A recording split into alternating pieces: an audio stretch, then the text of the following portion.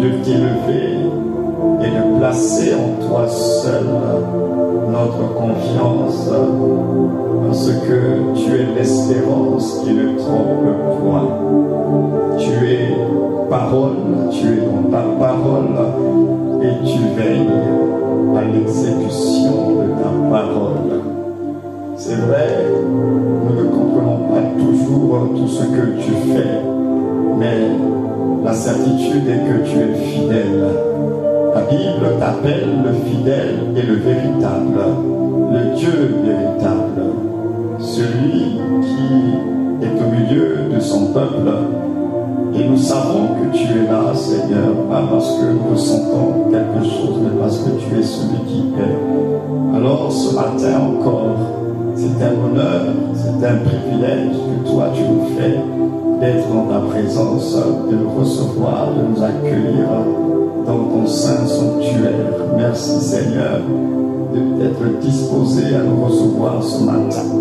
Oui, c'est avec action de grâce, avec la gratitude dans nos cœurs que nous pouvons t'offrir une offrande.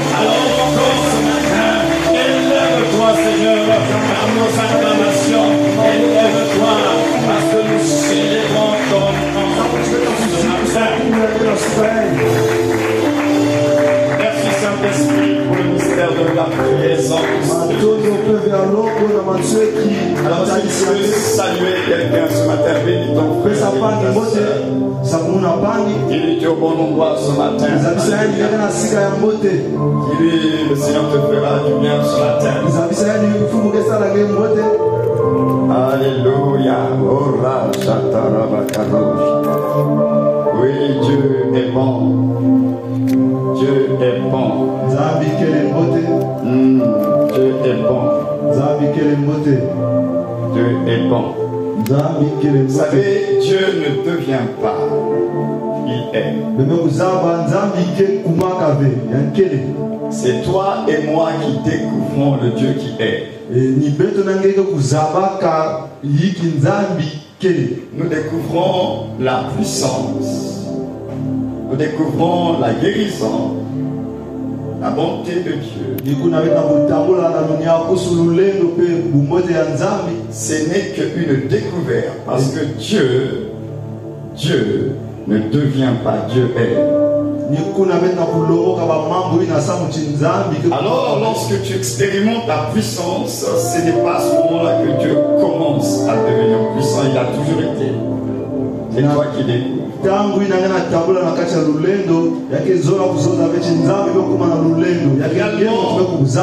Notre vie en Christ et en Dieu n'est que finalement une vie de découverte.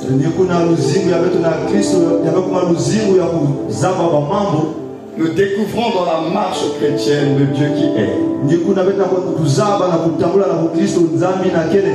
Parce que même s'il n'a pas encore opéré dans ta vie, dans une guérison quelconque, ça ne veut pas dire pour autant qu'il n'est pas le Dieu qui guérit. Dieu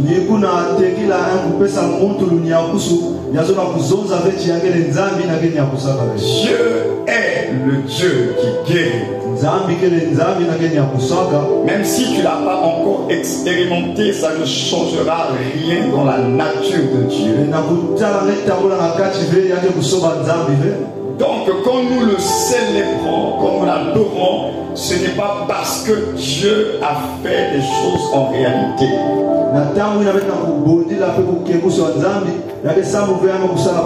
En réalité, quand nous l'adorons, nous le célébrons, c'est pour ce qu'il est. Je vais vous dire une chose. Entre l'être et le faire de Dieu, il y en a un qui est variable et il y en a un autre qui est invariable.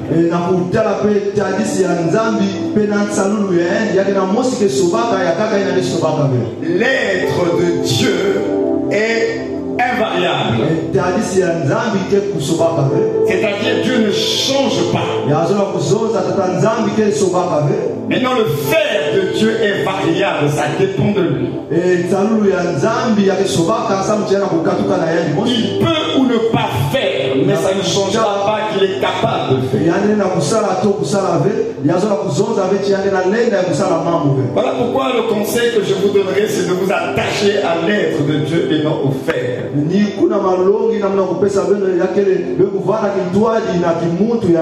Que votre foi se repose sur son être et non sur le faire, parce qu'il ne fera pas toujours. Mais une chose est certaine, Dieu restera celui qui est. Donc la foi se repose sur l'être de Dieu. Parce que je le répète, l'être de Dieu est invariable. Mais le faire de Dieu est variable. Et quand vous comprenez cela, alors vous n'aurez pas l'impression que Dieu, c'est comme si Dieu ne vous écoute pas, Dieu ne vous aime pas. Dieu est. C'est comme ça qu'il s'est défini lui-même. Il a dit, je suis celui qui est.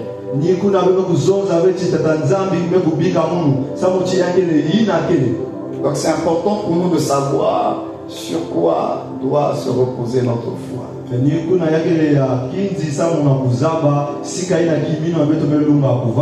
Alors, ce matin, nous allons parler de la crainte. Alors, s'il fallait résumer ce que nous allons partager ce matin, on pourrait dire ceci: ce que tu crains te contrôlera. Ce que tu crains te libérera. Ce que tu crains, tu célébreras. Et nous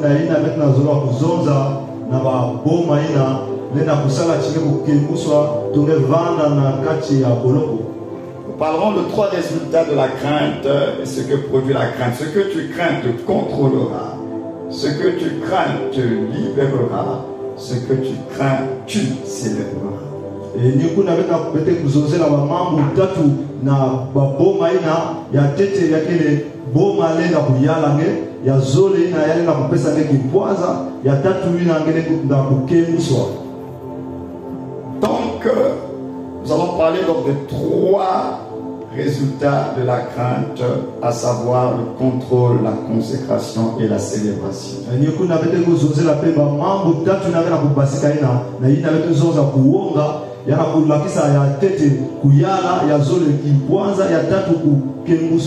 contrôle, la consécration et la célébration.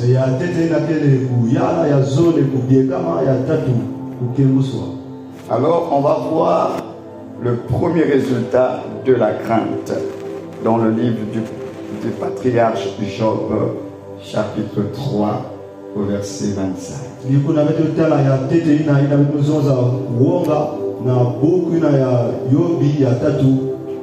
Alors est-ce que pour la première lecture de la parole de Dieu, nous pouvons nous mettre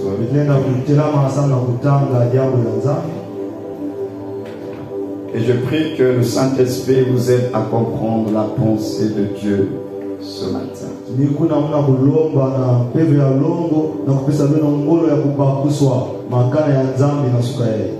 Job 3, verset 25 déclare: ce que je crains, c'est ce qui m'arrive. Ce que je redoute, c'est ce qui m'atteint. Je reprends: ce que je crains, c'est ce qui m'arrive. Ce que je redoute, c'est ce qui m'atteint.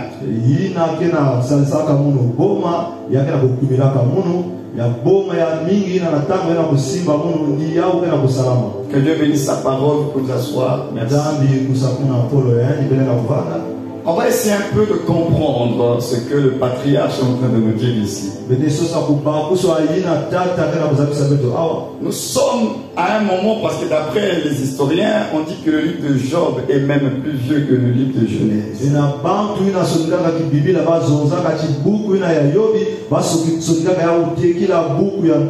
D'après les commentateurs, on dit également que Job est plus vieux que Abraham.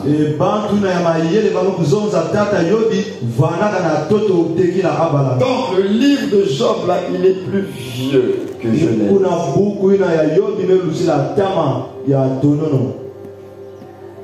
C'est le livre le plus ancien. Avant Abraham, il y avait Job. Et cet homme qu'on appelle Job, il va faire une déclaration, et je ne pense pas que le patriarche parlait parce qu'il a envie de parler. Si le patriarche Job est arrivé à faire une telle déclaration, c'est qu'il a dû vivre quelque chose.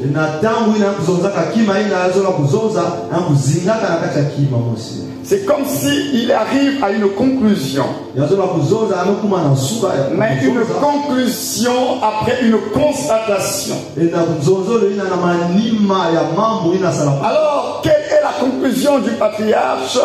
Il va dire que ce que je crains, c'est ce qui m'arrive.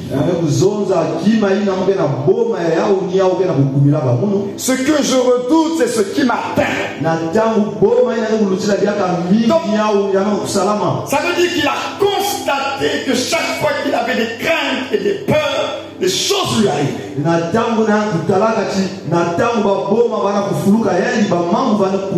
savez, pour arriver à une conclusion, ce n'est pas juste après un premier phénomène. Il faut d'abord observer pour voir est-ce que ce n'est pas le hasard, comme disent certains, ou bien pourquoi il y a une répétition.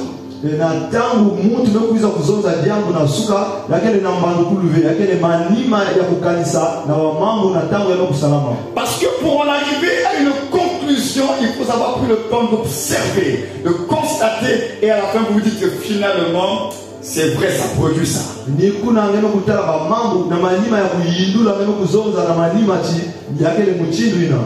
le patriarche a remarqué, pas une fois, pas deux fois, on ne sait pas combien de fois, mais il a remarqué une chose qu'il est en train de nous expliquer ici, c'est que chaque fois qu'il craint quelque chose, le mal lui arrive.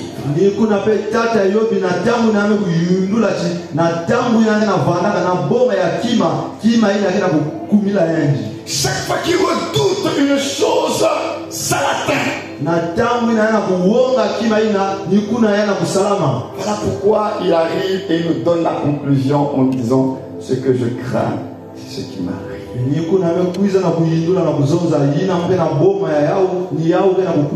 Ce que je redoute, c'est-à-dire ce que j'ai peur, c'est ce qui m'atteint. Donc le patriarche Job ici nous révèle que la crainte, quand vous créez une chose, la chose que vous créez va vous contrôler. Ici, j'aimerais que vous me suivez très bien. On n'est pas en train de parler du diable. Hein. Ce n'est pas le diable. Parce que vous le voyez partout, le diable. Ici, ce n'est pas le diable. C'est pas le diable. Il dit ce que tu crains. Ça veut dire une histoire. Donc il y a certains malheurs. Donc ta vie c'est pas le diable. Ce sont tes propres peurs. Ce que tu crains, ça va t'atteindre. C'est pourquoi je disais que la crainte produit le contrôle. La chose que tu crains va te contrôler. Je répète, ce n'est pas le diable. Parce qu'aujourd'hui, il faut qu'on prêche bien l'évangile en question. Le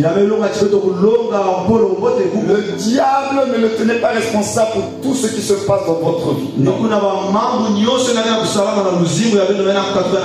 Il y a ce qu'il fait également votre part de responsabilité. Et Dieu, dans tout cela, il est juste.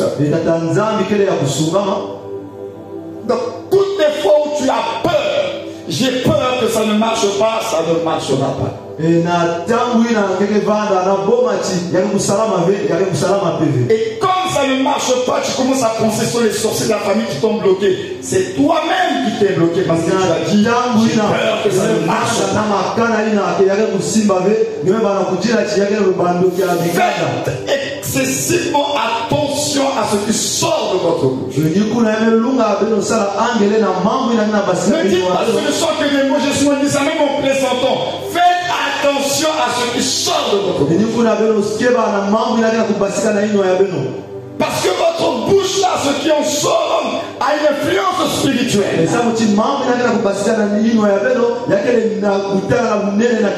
Regardez un peu dans certaines familles, à force de dire à un enfant, tu es bête, tu ne resteras jamais, tu seras le sorcier de la famille. En grandissant, il devient aussi le sorcier de la famille.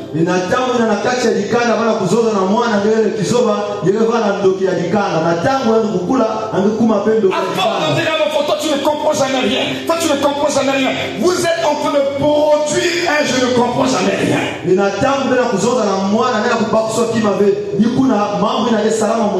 Alors ce ne sont que des mots, vous direz, mais ces mots-là façonnent la vie d'une personne.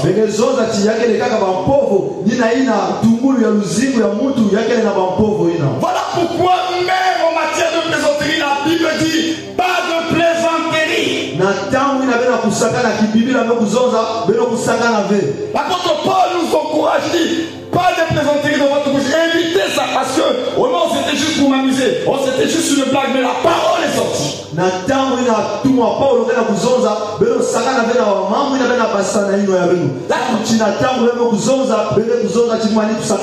parole lorsqu'elle sort, c'est pas la peine de plaisanterie. Dès qu'elle sort, c'est parce que tu l'as relâchée, elle va exécuter les choses. Parce que un moment donné, je me pose la question, pourquoi la Bible dit que le chrétien doit éviter quand même les plaisanteries? Pourquoi Dieu veut qu'on évite les plaisanteries?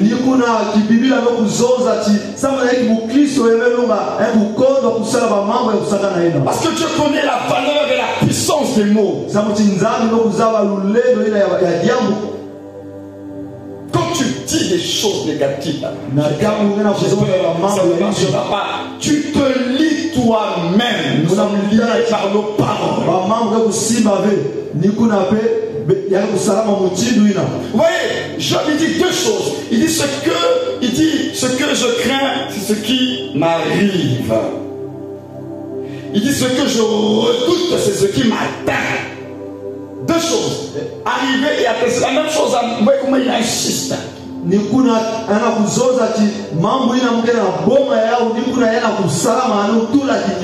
Donc, aujourd'hui, tu dois comprendre que il y a des situations dans ta vie, tu auras beau prier au nom de Jésus, ça ne partira pas.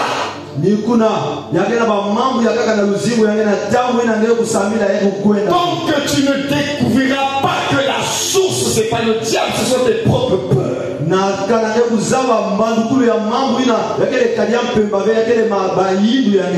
Et ces peurs-là viennent de ton âme. Des informations que tu as reçues dans ton âme et comment tu les as interprétées. Il y a des batailles beaucoup plus importantes que la bataille avec le diable et les démons. Nous sommes dans un temps où les plus grosses batailles sont les batailles de l'âme. C'est un champ, c'est un domaine que nous avons souvent négligé, mais il faut que sur l'esprit. Mais votre âme est votre plus grand ennemi.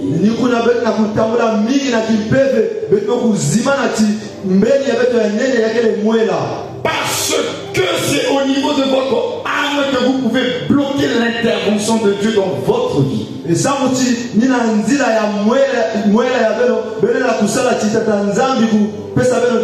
Parce que c'est au niveau de votre âme que se trouve ce qu'on appelle le libre arbitre. Et le libre arbitre, c'est quelque chose que Dieu ne va pas violer dans nos vies. Donc là où il y a le libre arbitre, Dieu n'intervient pas directement.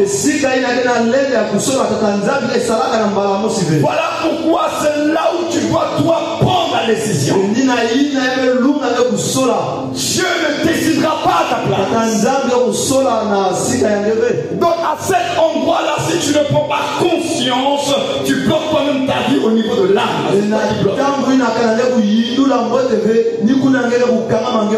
Parce que les démons, nous les chassons au nom de Jésus, ils partiront. Mais le problème c'est que quand ils vont partir là, si toi tu n'as pas pris conscience, ils vont revenir.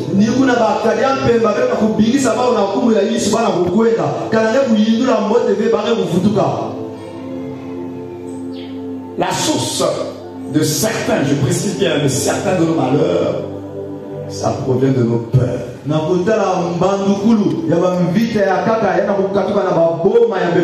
La question est pourquoi j'ai ces peurs-là? Pourquoi j'ai peur?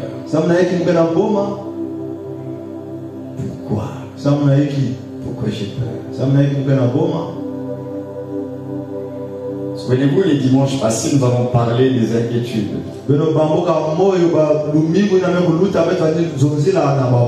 Au sujet du manger, du boire, et le Seigneur dit de ne vous inquiéter de rien.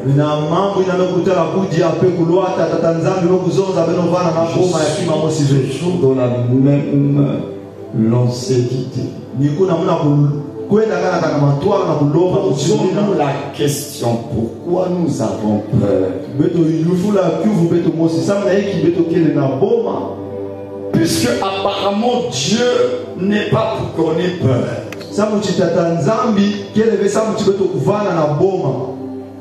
Quand ils ont péché, Dieu est venu les rencontrer, ils avaient l'habitude de communiquer avec Dieu. La première des choses, ils ont dit deux choses. Il dit, nous avons entendu ta voix et puis nous avons eu peur.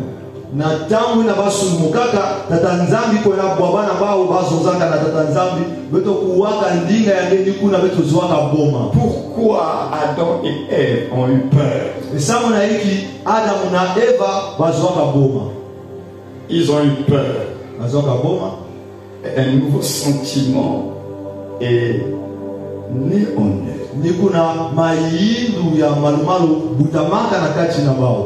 Parce que leurs yeux se sont ouverts, ils ont commencé à interpréter le monde qui les entoure.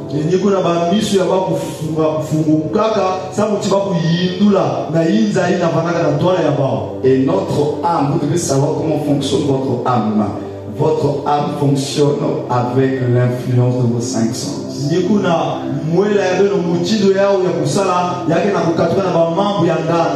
Ce sont vos cinq sens et l'interprétation que vous faites des informations que vous donnent vos cinq sens qui influencent votre âme.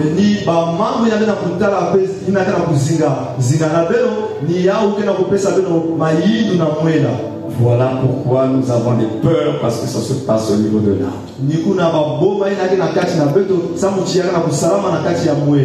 Ce que tu crains te contrôlera.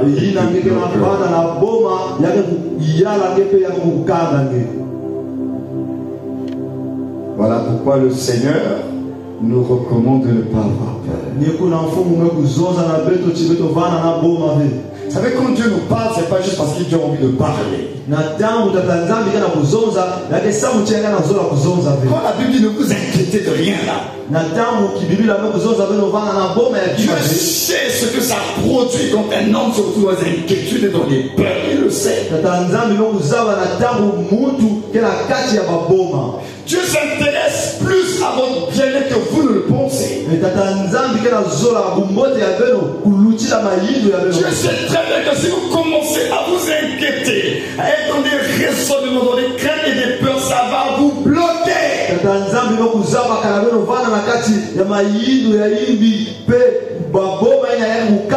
C'est pourquoi dans son amour, il nous dit, n'ayez pas peur.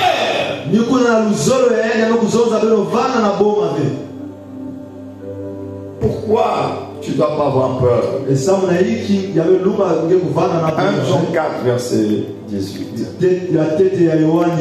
Maintenant, quelle est la réponse? C'est quoi le remède? Puisqu'il ne faut pas avoir peur, alors que là, on vit des réalités qui nous font peur. Maintenant, lui, il dit il ne faut pas avoir peur. Maintenant, on fait comment? 1 Jean 4, verset 18.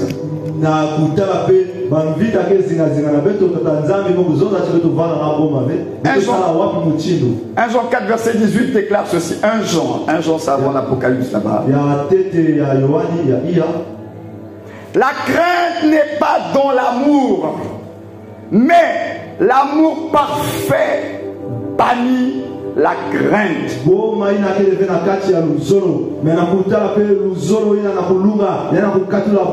Je reprends. La crainte n'est pas dans l'amour, mais l'amour parfait bannit la crainte.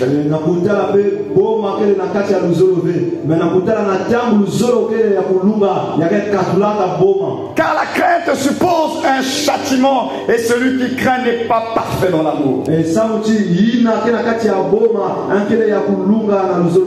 Pour nous, nous l'aimons parce qu'il nous a aimé le premier. Vous avez entendu? La crainte n'est pas dans l'amour. Donc la solution à la peur, à la crainte, c'est l'amour. Vous savez, quand on parle de l'amour de Dieu, il y en a qui ont l'impression que c'est un petit message. Oh, ça c'est le petit niveau. Qui vous a dit? Oh, non, n'aime les révélations. Oh, qui vous a dit qu'à faire l'amour là c'est petit?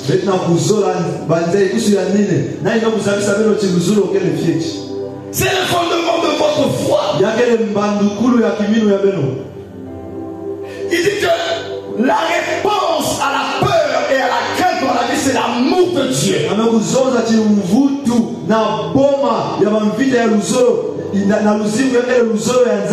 Parce que même la nature nous enseigne. Je répète ce que j'ai souvent l'habitude de dire. Lorsqu'un enfant se sait, là il faut bien traduire à se sait, savoir. Et se sent sentir. Aimer. Il n'a pas peur. Il va grandir dans l'assurance. Il aura confiance en lui-même. Il aura une bonne estime de lui-même. Parce qu'il sait. Et il le sent. L'amour de ses parents pour lui. On a fait, la plupart d'entre nous, on est dans des familles dysfonctionnelles.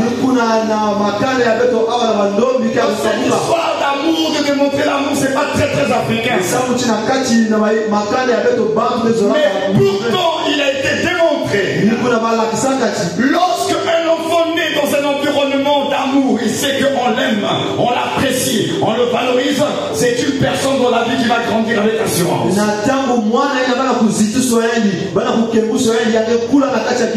L'amour a été et sera toujours la réponse de Dieu aux besoins du cœur des hommes. Je vous dis la vérité, nous qui sommes ici, tout le monde a besoin d'amour. Tout le monde a besoin d'amour. Voilà pourquoi il y a des choses que nous faisons, c'est tout simplement le manque d'amour qui nous pousse à faire certaines choses. Quand vous allez dans les réseaux sociaux, vous voyez que les gens là, ils ont un problème d'amour. Pourquoi je le dis? Parce que là où il y a l'amour, il y a la valorisation. Il y a la considération. Il y a l'appréciation de la personne. Lorsque vous voyez une personne qui cherche toujours à ce qu'on l'honore, on l'élève, on la valorise, on la considère, il y a un problème d'amour dans sa vie. Alors les réseaux sociaux sont pleins comme ça. Les gens sont malades dans l'âme. Problème d'amour. On a tous besoin d'amour. C'est pourquoi l'amour est la solution de Dieu. Pour libérer de la peur et des inquiétudes. Savoir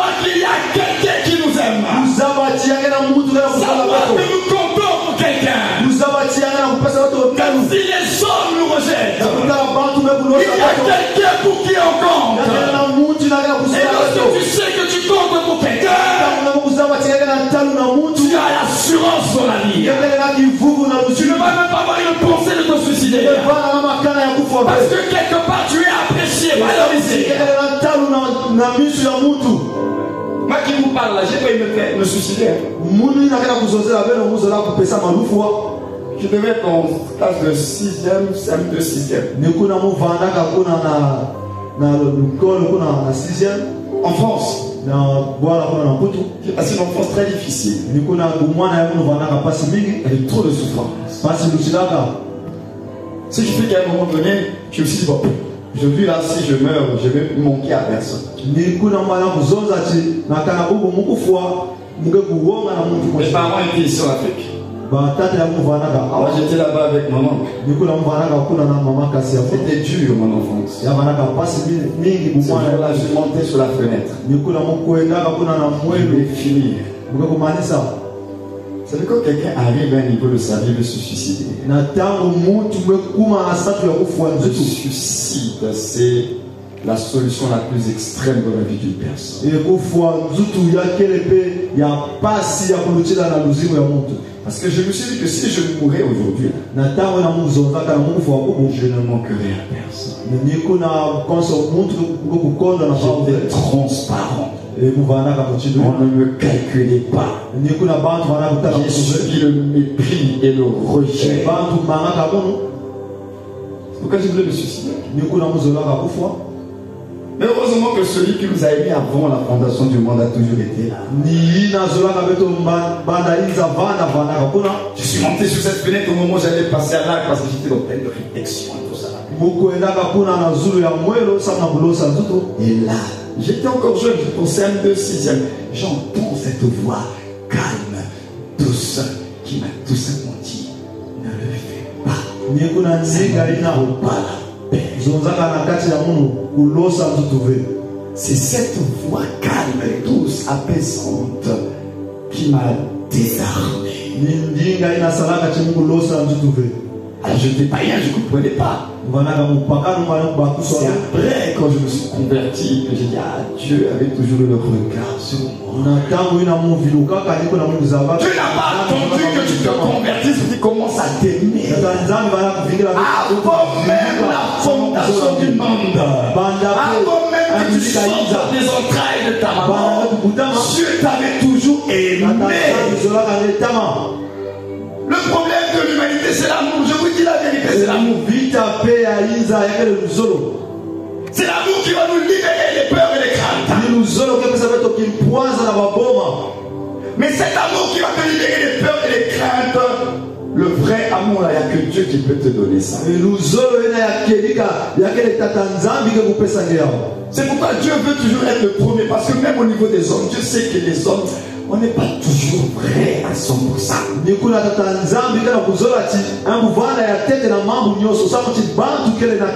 Parce que nous les hommes, souvent nos amours ne sont pas toujours purs. C'est quelquefois très intéressé, très calculé. Mais pour Dieu, il n'y a pas de calcul.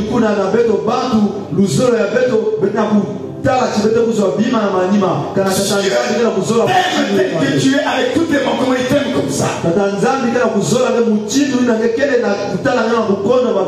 entre nous les hommes, nos amours sont pleins d'intérêt. Voilà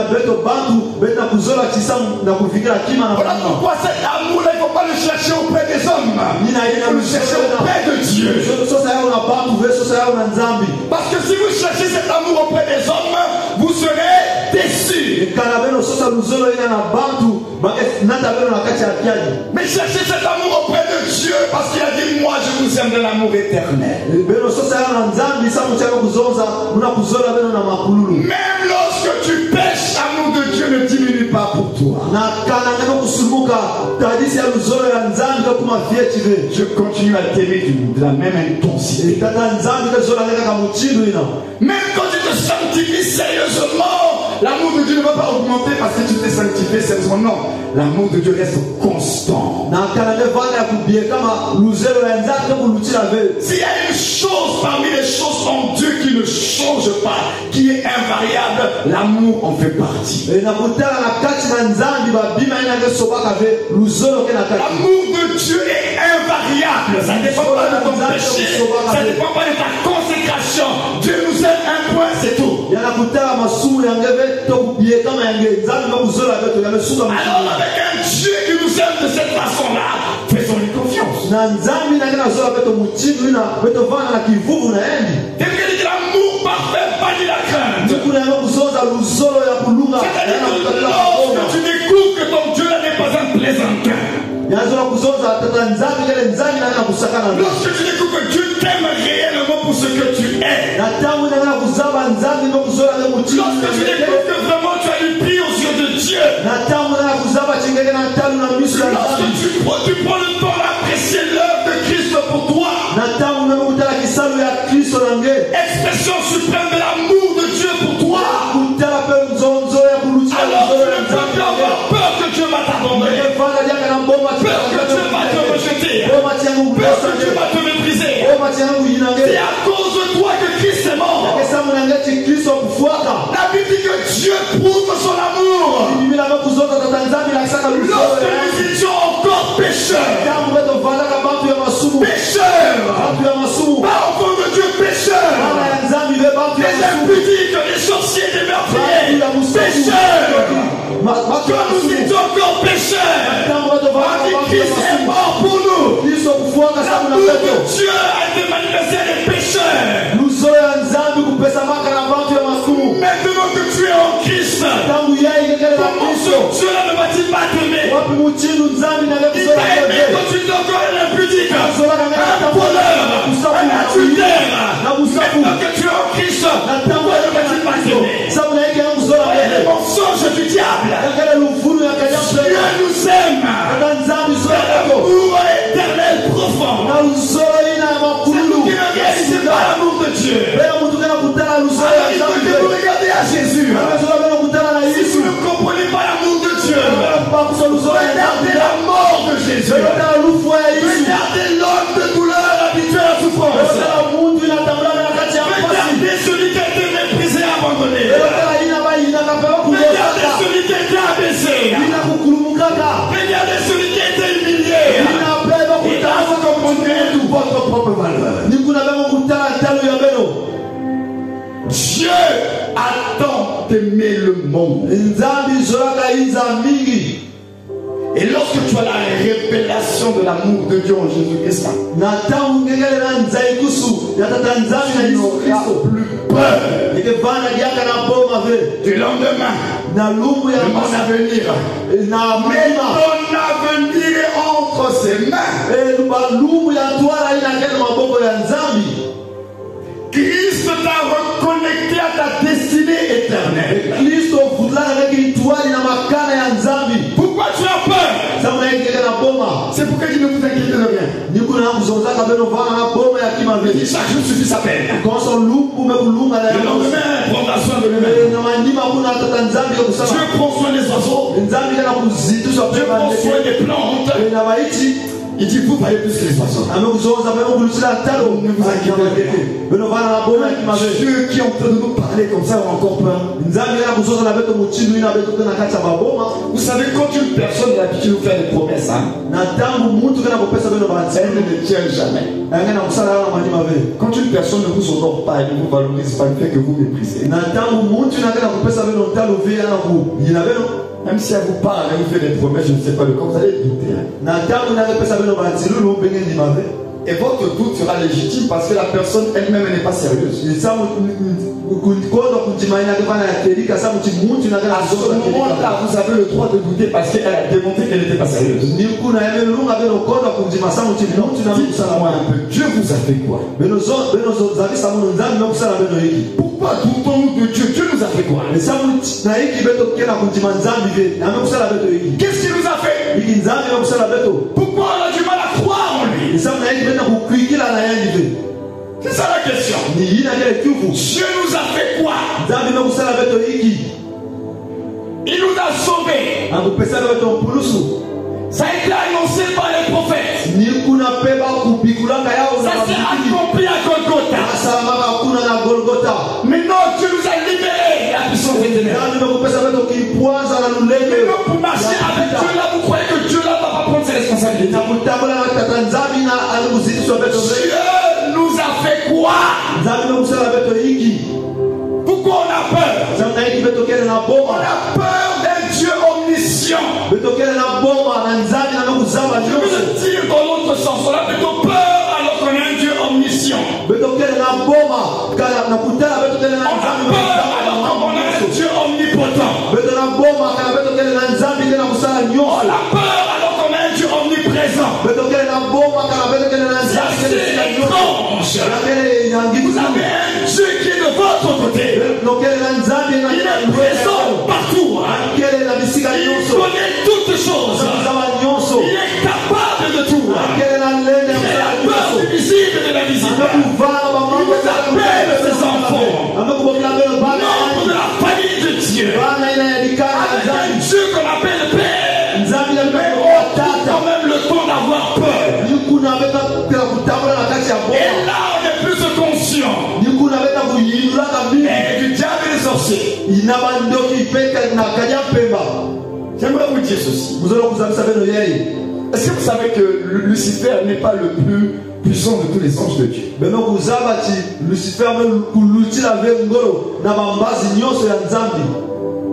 Qui vous a dit que Lucifer c'est l'ange le plus puissant? Qui vient après Dieu. Lucifer fait partie des archanges, chérubin protecteur, d'accord. Dieu avait tracé un couloir d'opération pour lui, d'accord. Mais Lucifer n'était pas l'ange le plus puissant de Dieu. La preuve, même Michael a résisté à Lucifer pour le corps de Moïse. Et même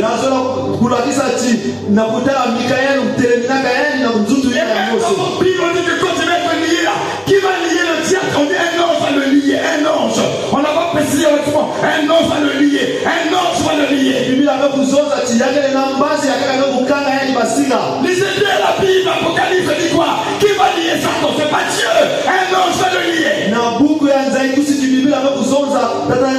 Lucifer n'est pas le plus puissant des anges de Dieu. Tu as des anges beaucoup plus puissants que Lucifer. Alors, tel Dieu avec toutes les ressources qu'il met à notre disposition. On trouve le temps d'avoir peur. Et ça, c'est un mensonge du diable. Pourquoi tu as peur?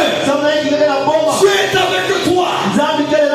La Bible ne fait que nous rassurer. Si Dieu est avec toi, qui sera contre toi?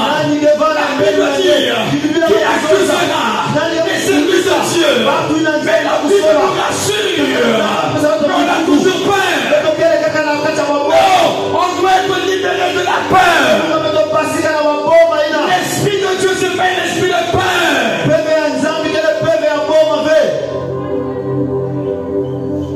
L'amour parfait.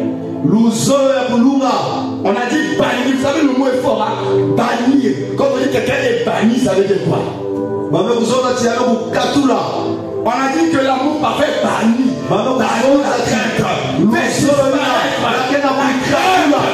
Ça veut dire que c'est possible qu'un enfant de Dieu vive sur la terre. On est libéré de la peur. C'est possible. Puisque l'amour parfait de Dieu, on a dit bannir, exclure. Une bonne foi. La réponse de Dieu à la peur, à la crainte, c'est son amour. Quand vous commencez à avoir peur, ressaisissez-vous. Et dites-vous, mais je ne suis pas seul. Je suis l'enfant de quelqu'un. Regardez même comment le monde nous enseigne. Il suffit seulement que tu aies quelques relations quelques numéros de téléphone dans ton portable, quelques cartes de visite. Tu es connu de X ou Y personne. Regarde comment tu vis, tu te comportes. Tu n'as pas peur, hein? Tu te balades là, même quand il y a les policiers qui t'arrivent, tu dis arrête. Calmez-vous, je vais gérer. Tu vas gérer sur la base de quoi? Parce que tu connais les gens avec qui tu es en relation. Parce que tu sais que si tu passes un coup de fil là, ça va régler la situation. Tu es donc conscient que je connais les gens. Maintenant la question est par rapport à Dieu, est-ce que tu es conscient que Dieu est avec toi? Si dans la vie de tous les jours tu n'as pas peur parce que tu connais un tel ministre, tel directeur, pourquoi pour les choses de Dieu et spirituelles tu ne veux pas être aussi libéré de la peur parce que Dieu est avec toi?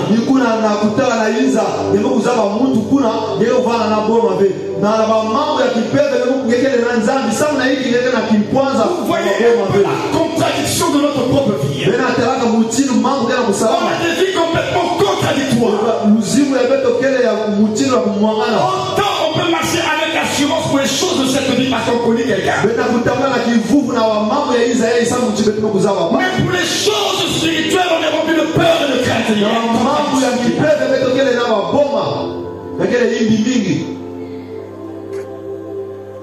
Je connais un tel. Ce qui fait qu'il y a des gens, ils ne peuvent plus rouler. Hein. Il n'a pas tous les papiers.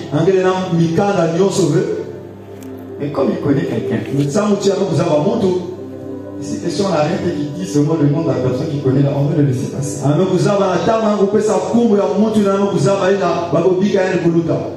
Ce qui fait que la personne elle peut rouler, se comporter comme si elle avait le papier, donc elle n'a pas le papier parce qu'elle connaît quelqu'un.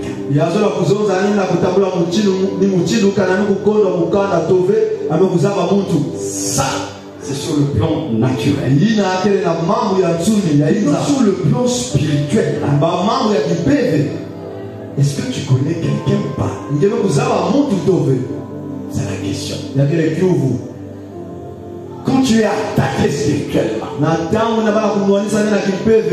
il faut avoir la même réaction. Je connais quelqu'un ou pas? Ou bien je suis libre à moi-même. Parce qu'on a dit que dans nos pays africains, il faut que tu connaisses quelqu'un. Tu as un dossier quelque part, on t'a dit il faut connaître quelqu'un. La question est, est-ce que toi tu connais quelqu'un? Pour les raisons, les réalités, les besoins spirituels, est-ce que tu connais quelqu'un? C'est ça la question. Avoir le même réflexe que tu as dans le plan naturel, ramène ça sur le plan spirituel. Est-ce que tu connais quelqu'un? Et lorsque toi-même tu comprendras que oui, sur le plan spirituel, je connais quelqu'un et je ne suis pas n'importe qui pour ce quelqu'un-là, alors tu n'auras plus peur parce que le Seigneur ton Dieu est avec toi. Si Dieu est avec toi, qui sera contre toi?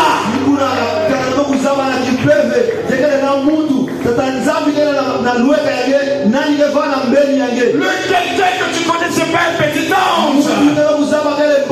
C'est Dieu lui-même.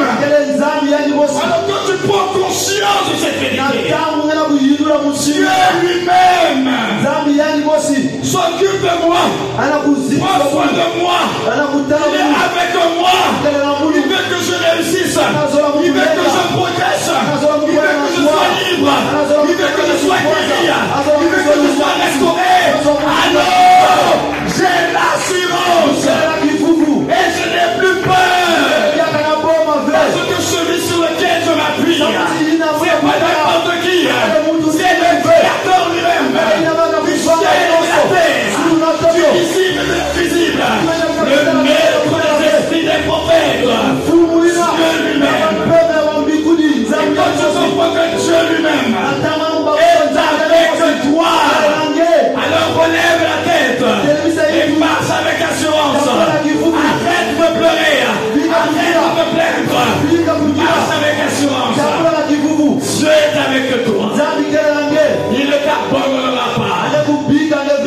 sommeil ni ne dort. Il sera toujours vigilant pour toi. Et les hommes cesseront de prier pour toi. La Bible déclare, nous avons au ciel un intercesseur, Jésus-Christ, lui-même, il intercède pour toi. Alors les hommes peuvent se fatiguer, les hommes peuvent abandonner à cause de ta situation, mais tu as quelqu'un, il est assis sur le trône et il intercède pour toi, il intercède pour toi, il s'appelle Jésus, il est le souverain sacrificateur de notre foi. Il est remonté dans la gloire du Père, il est en train de se reposer, mais assis à la droite du Père, il continue à travailler, il intercède. Dis à ton voisin, je connais quelqu'un. Ah, je connais quelqu'un. Tu connais quelqu'un. Donc quand le diable et ses petits démons et les sorciers de la famille viennent s'agiter, tu connais quelqu'un.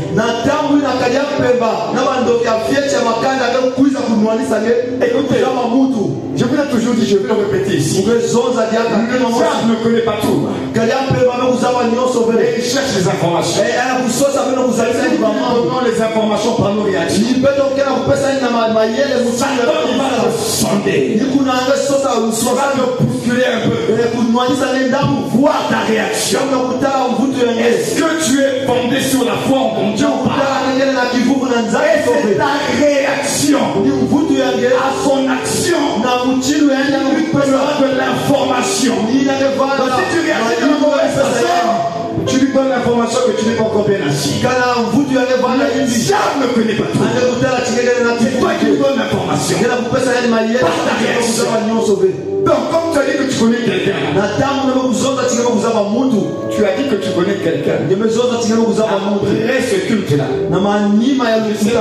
chacun de nous va vivre. Tu as dit au culte, tu dis je connais quelqu'un. Après ce culte, va commencer. Vous allez vivre des situations. Vous allez vivre, je dis même, vous allez les vivre. Je prophétise, vous allez vivre des situations. Comme vous allez les vivre, vous allez pouvoir appliquer ce que vous avez entendu sur la même. Quand ça va arriver, n'oubliez pas que vous n'êtes pas seul. Vous avez déclaré ici, je connais quelqu'un. Alors cette semaine, quand les choses vont bouger dans ta vie, n'oublie pas, tu n'es pas seul. C'est avec toi. Et tu garderas ta paix. Garde ta paix. Je veux dire à quelqu'un ce matin, qu'est-ce qui va se passer cette semaine? Garde ta paix. Garde ta paix. Parce que tu as dit je connais quelqu'un. Il est le prince de la paix. Alors garde ta paix. Ne me laisse pas troubler. Jésus dit que votre cœur ne se trouble point. Croyez en Dieu.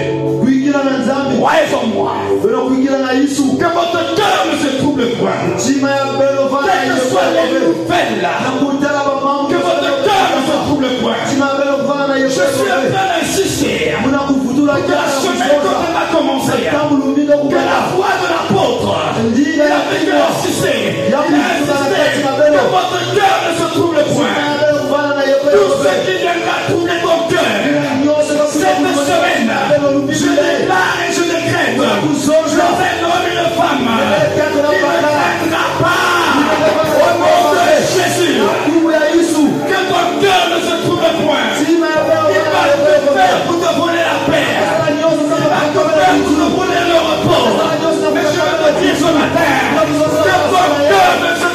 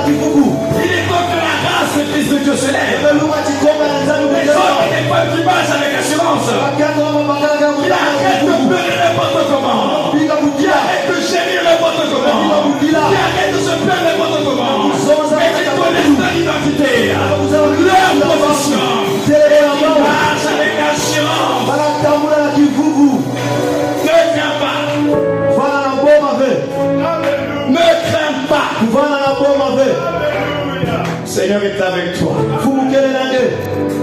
Alors ils viendront. La Bible dit qu'ils viendront même par un seul chemin. Mais ils s'enfuiront par cette chemin. Parce que ton Dieu qui est avec toi, celui que tu connais, est le Dieu de toute confusion. Alors ils ne vont pas s'y attendre. Voilà pourquoi le diable ne connaît pas tout. Ils se sont réjouis. Ils ont crucifié Jésus. Voilà encore un prophète de Dieu. On a mis un terme à son ministère. Et la Bible déclare si le chef de ce siècle avait su réellement qui était Jésus, il n'allait pas le crucifier. Alors ils étaient en train de célébrer leur victoire. Voilà, cet homme a été crucifié, c'est fini. Alors les frères ont commencé à s'égrener. 1 heure va passer. 2 heures vont passer. 3 heures après qu'il a été crucifié, nous sommes à la 6e heure. Et là, subitement, parce que pendant 3 heures, il n'y a rien qui s'est passé. Et maintenant, à la 6e heure, subitement, il y a les ténèbres qui vont s'abattre. Les ténèbres s'installent. Alors ils ne comprennent pas. On a l'habitude de crucifier les gens. Mais qu'est-ce qui se passe? À la 6e heure, il y a les ténèbres qui sont là. Parce qu'ils ne savaient pas. Ils ne savaient pas. À ce moment précis, c'était l'heure de la défaite. C'était l'heure de la victoire. L'heure de la défaite.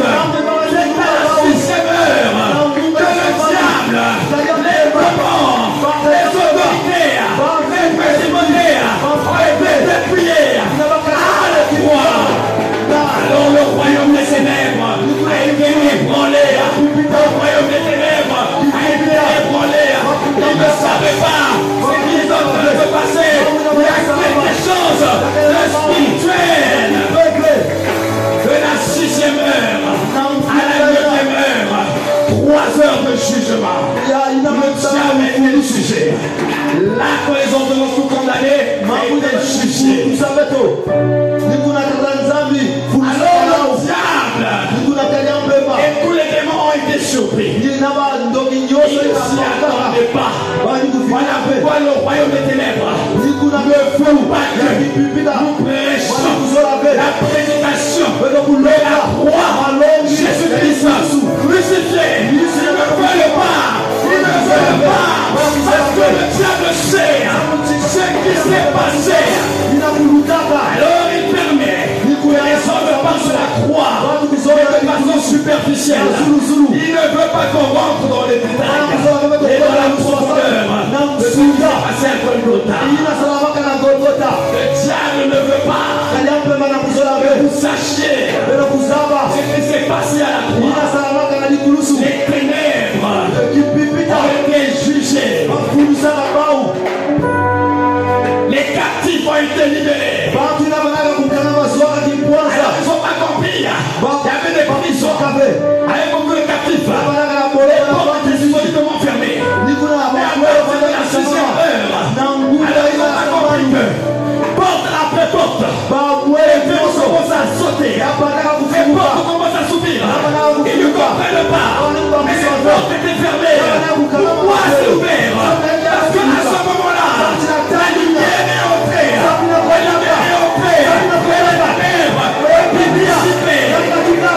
Dissipée. La lumière est entrée. Le vainqueur de Golgotha, Jésus-Christ de Nazareth, le libérateur des captifs, Jésus-Christ de Nazareth, l'auteur d'un salut éternel, Jésus-Christ de Nazareth. Et c'est lui qui nous a transférés. Il y a eu transfert. Les transferts se sont faits. On élève à la lumière. Et nous sommes dans la lumière. Alors ne crains pas. Tu n'es pas n'importe qui. Amen. Tu n'es pas n'importe qui.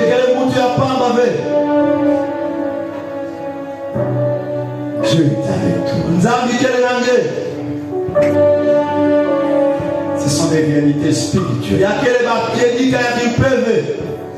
dont tu dois prendre conscience. Tu n'es pas seul. Si Dieu pouvait t'ouvrir les yeux ce matin, alors tu verras qui sont avec toi. Si Dieu pouvait t'ouvrir les yeux ce matin, tu verras l'armée d'angèles. Tu verras la gloire de la gloire. Si Dieu pouvait t'ouvrir les yeux ce matin, quand il a ouvert les yeux de Géasi, il a vu cette armée d'anges qui était avec Élisée. Alors on sait qu'il y a plus d'Élisée en Seigneur. Il y a plus d'Élisée en Seigneur. Élisée n'était pas un fils de Dieu. Élisée n'était pas la race de Dieu. Élisée n'était pas né de nouveau. Mais toi et moi, nous sommes de la race de Dieu. Les esprits dégénérés. Nous sommes nés de nouveau. Tu n'es pas n'importe qui. Alors il y a plus d'Élisée en Seigneur. Il y a plus d'Élisée en Seigneur. Il y a des fils et des filles de Dieu. Du royaume de Dieu. Il y a des ambassadeurs de Christ. Tu n'es pas seul. Tu n'es pas seul. Ce premier résultat, c'est ce qu'on va voir. Continuerons dimanche prochain. Révolte-toi et ne laisse pas la peur te contrôler. Parce que tu n'es pas seul. Ici mon peuple savait qui je suis. Si mon peuple savait qui je suis. Si mon peuple savait qui je suis. Et combien je l'aime. Il marchera dans la sûreté, dans la paix et dans le repos de Dieu. Vous voyez, et je vais terminer par là. Il est même allé très loin. Il prend une image, il dit même si une mère abandonne son ça c'est la partie la plus extrême parce que normalement les mamans n'abandonnent pas les enfants. C'est pas comme les papas.